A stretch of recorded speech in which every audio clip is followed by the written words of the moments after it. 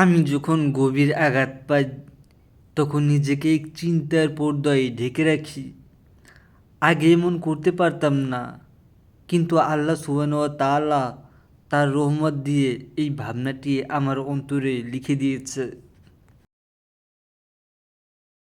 যখন প্রচণ্ড দহন, কষ্ট বা অন্যায়ের মুখোমুখি হই, আমি আমার সামনে কী ঘটছে সেটার দিকে চোখ রাখি না, বরং আমার চিন্তা চেতনা জুড়ে থাকে কেবল মাত্র একটি ধ্বনি: আজ তুমি যে অবস্থায় আছো, 3 মাস পর তুমি সেই অবস্থায় থাকবে না। আর যে কষ্ট তোমাকে পোড়াচ্ছে, 3 মাস পর এই কষ্ট তোমার কাছে শান্তি হয়ে ফিরে আসবে। তাই তুমি বর্তমানের দিকে না তাকিয়ে বরং ভবিষ্যতের দিকে তাকাও, যেখানে আল্লাহর রহমত আলো অপেক্ষা করছে।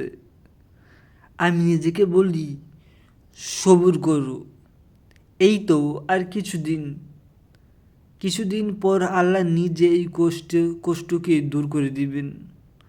কখন আমার ক্লান্ত অন্তর জিজ্ঞেস করে, এভাবে আর কতদিন মেনে নিবে? তুমি এইভাবে চলতে থাকলে তো তোমার জীবনটা নষ্ট হয়ে যাবে না দিন। আর কত মানবে? আমি তখন তাকে বলি, যতদিন না আমার প্রকৃত জীবন আখিরাত শুরু হচ্ছে, ততদিনই দুনিয়ার ভাঙ্গা গড়া জীবনে ইবাদতের ভার রক্ষা করতে মেনে নিতেই হবে। কারণ এই জীবন কেবল এক পরীক্ষা। আল্লাহ বলেন, আর এই দুনিয়ার জীবন খেলতামাশা ছাড়া আর কিছুই নয়, এবং নিশ্চয়ই আখিরাতের নিবাসী হলো প্রকৃত জীবন। যদি তারা জানতো।